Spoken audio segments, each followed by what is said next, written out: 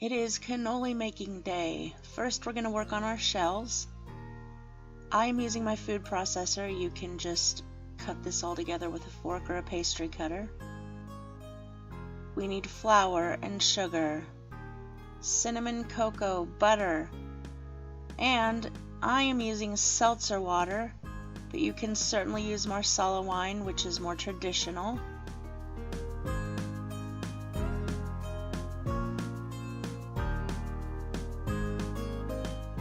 I'm just going to zap this a few times.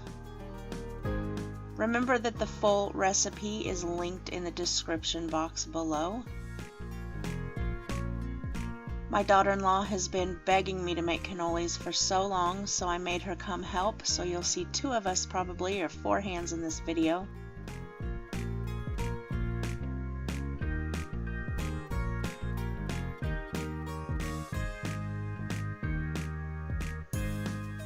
We're going to turn it out onto the counter and knead it just for a minute or so.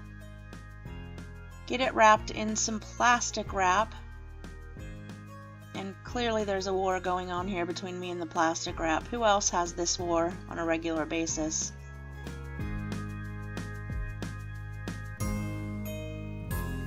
Get it wrapped up snug and tight in there, and you're going to want to chill it for at least 30 minutes, but up to an hour is great. And then we are going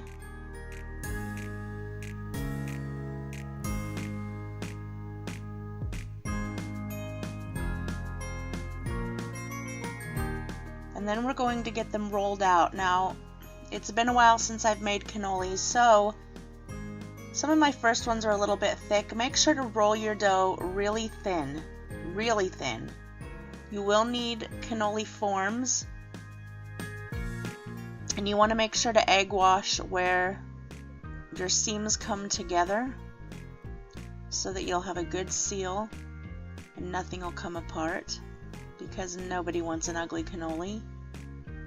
Actually, does it really matter as long as it tastes good?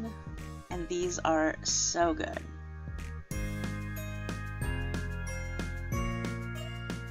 So this is just getting them rolled out and getting them on the forms, and then I just used my deep fryer with, of course, clean oil and such. And we went to town. This will make at least 2 dozen cannoli shells. It should probably make you a few more than that, because like I said, a few of ours in the beginning were a little bit thick. If they get to be a little thick and you don't realize it till too late, just fry them an extra minute or 2.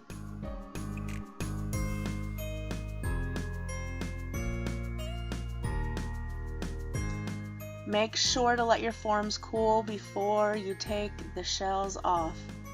We tried to use tongs. It was sort of ridiculous. We needed to just let them cool and then pull the forms out, which eventually we did. But yeah, don't give yourself cannoli hands with burns. 1 or 2 of these I had to fight with a little bit and tried to throw that guy overboard. Cannolis are so good, and it's so hard to find real cannoli out here in the Midwest. They put pudding in them. Somebody help me understand. This is a ricotta cheese situation, not a pudding situation.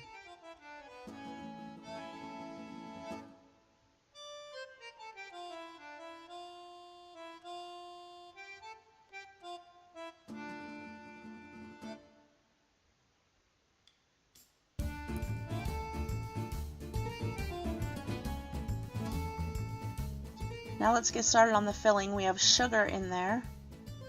We're going to add milk.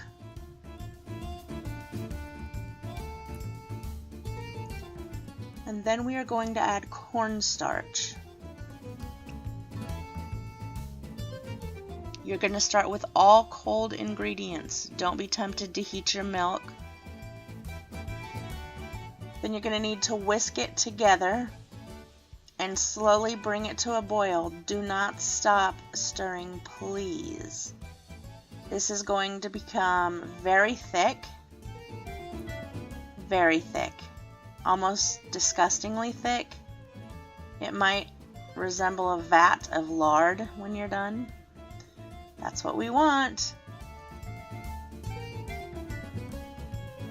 After it thickened for me, then I took it off the heat and I added my vanilla. You can add the vanilla then, or you can wait until you combine it with your ricotta cheese. Just don't forget the vanilla. You're going to need this to become completely chilled.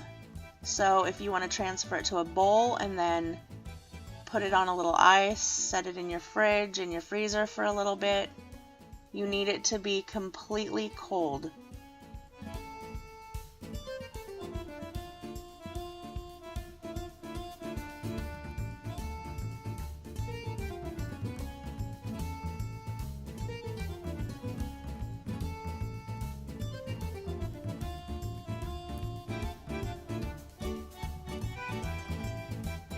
It looks like I got way ahead of myself here.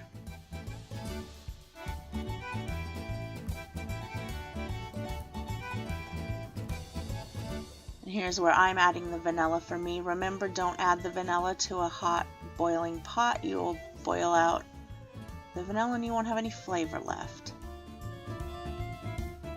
So after it is completely chilled and it will be like almost hard and gelatinous, you are going to add your ricotta cheese and that mixture to your standing mixer or just to a bowl big enough and a hand mixer. And you are going to mix this together. I don't know if I want to say till it's light and fluffy, because it's not really a light and fluffy situation, but till it's nicely combined and you've incorporated a little bit of air into it. Now let's get it into a piping bag. I fitted my piping bag with a 1M tip, but you really don't need a tip at all. Make sure to stick your bag or your tip about halfway into your cannoli shell, and then squeeze and pull out so you fill that shell, then flip it around and do the same thing. Now, if you wanted to stir in chocolate chips into your filling, do that before now, or you can just add them to the ends. Either way. I'm trying to get some filled up first so I can photograph them, of course. And then my daughter-in-law, Kayla, will fill all of the rest for me.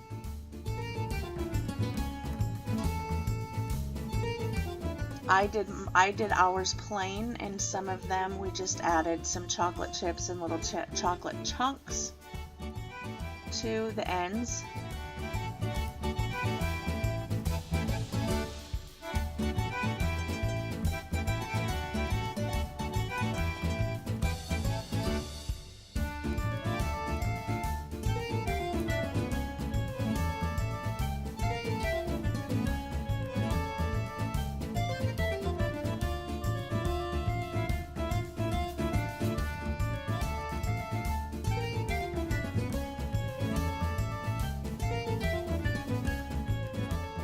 Some, and as you know, you cannot forget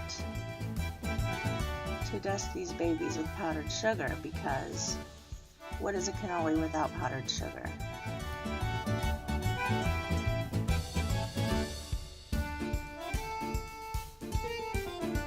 Now we're going to add just some bits of chocolate to the end. And there she goes. Fill, fill, fill, Kayla. She was so excited. I would like to thank you for watching. I hope that you'll try this video. It's not hard, it's just a little bit of a process. Thank you to my new subscribers, and thank you to all of those who continue to come back time and time again. Remember not to forget to eat good food. Bye, guys.